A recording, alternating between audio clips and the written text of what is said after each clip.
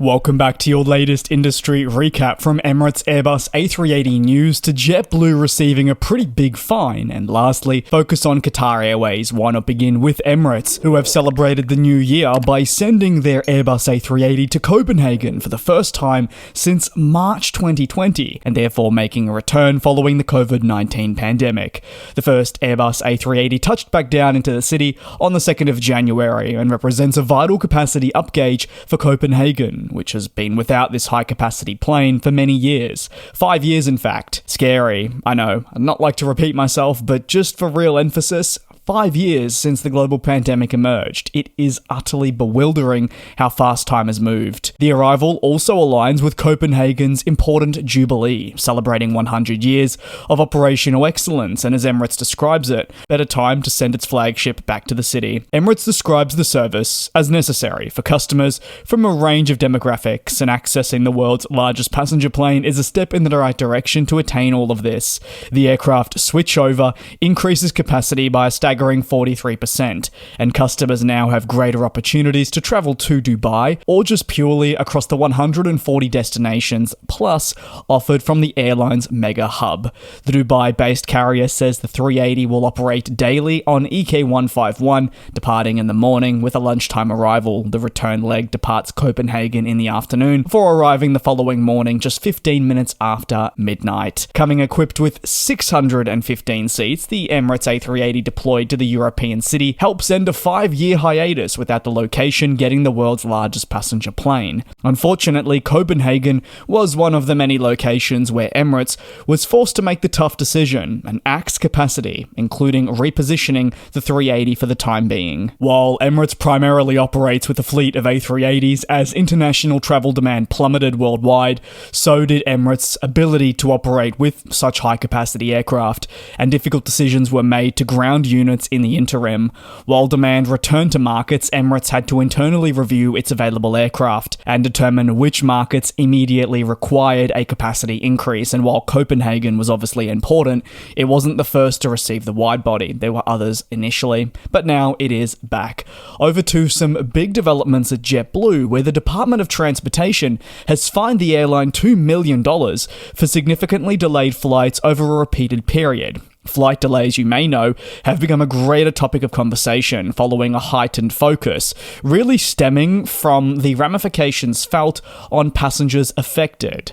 The DOT says that the fine stems from a period that they were analysing between June 2022 and November 2023, where there were repeated cancellations across 4 routes operated by the airline. The focus segments were primarily driven from the airline's hub in New York JFK, but several destinations across the United States were included, like Raleigh-Durham, Fort Lauderdale, and even Fort Lauderdale to Windsor-Locks.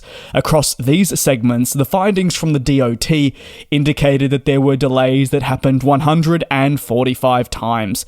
It was not a coincidence and fundamentally a problem with these specific routes being operated. A fine of this amount is what the DOT describes as a warning to the entirety of the industry across the United States about the high standards that need to be implemented by airlines on a regular basis when it comes to the scheduling.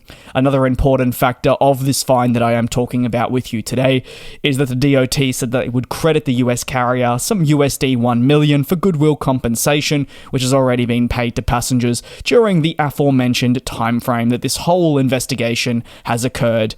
If delays were to continue on a regular basis, the repercussions should be brought down. This is something that the DOT argues. They highlight that this type of behavior is not on. Whether it's complacency, poor scheduling, or very valid reasons, the DOT is urging airlines to put greater importance on actually completing their flights and getting their planes away on time, for the knock-on effects can be huge. Moreover, the DOT actually argues, and I found this to be a fascinating part of their press release, that the schedules that are created by airlines are not necessarily always reflected in a positive manner. Say, the focus is really on how do the airlines benefit themselves from a business standpoint in the best way possible, rather than a schedule that is based solely on reality and something that's attainable, this ranging from crew and handling related requirements. In essence, the DOT is saying that airlines need to refocus and put greater importance on having a schedule that is actually reasonably attainable. While many reasons can cause delays, the DOT says that their findings over this period that was analysed actually saw more than 70% of the time JetBlue at fault for the planes not getting off on time. Worse still, the DOT in their statement noted that JetBlue didn't really make the inroads required to rectify the problem, which lay in the scheduling, despite delays continuing to occur, and therefore the hammer was brought down in terms of the fine. As for JetBlue, they don't believe that they warranted the fine. They instead argue that the US government needs to be putting more money into the aviation industry, whether this is from helping the airline schedule to air traffic control system, airports, and more. By better supporting the sector, the US airline argues that they'll have greater ability to operate on schedule and limit the delays. Furthermore, JetBlue says it has been working on its on-time performance, recently seeing improvements. However, there are still struggles in having a perfect OTP. It's not possible for many reasons that can be completely outside of an airline's control, but they say they're doing their best. Over to the last story, and a bit of a quick one here. After over a decade of not operating service, Qatar Airways announced that it is going to resume regular flying to Damascus in Syria, and probably at the time this video is going live, the service will have recommenced. If you're after the date that it relaunched, it was the 7th of January. Thrice weekly flights will be offered, which will represent an even bigger move to recommence services to what was an important market some time ago, but was suspended also equally some time ago for a multitude of reasons.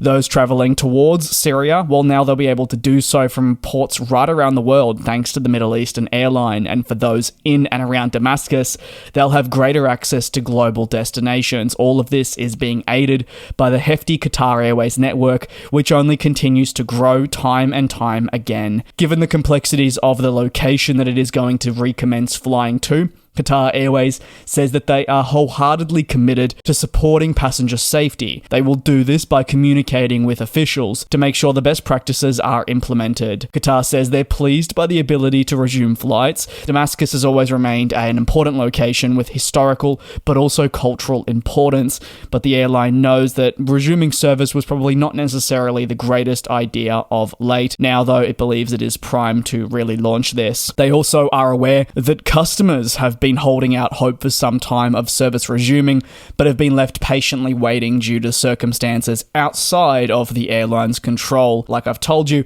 it has certainly been a quiet Christmas/festive period, but now we're rolling back up the gears, getting back into all the latest industry news, and that means great news for you, as you'll see more topics covered in each episode. Hopefully more orders, and hopefully a lot more excitement. Take care, be safe, I'll see you tomorrow for your next recap. And we'll fly.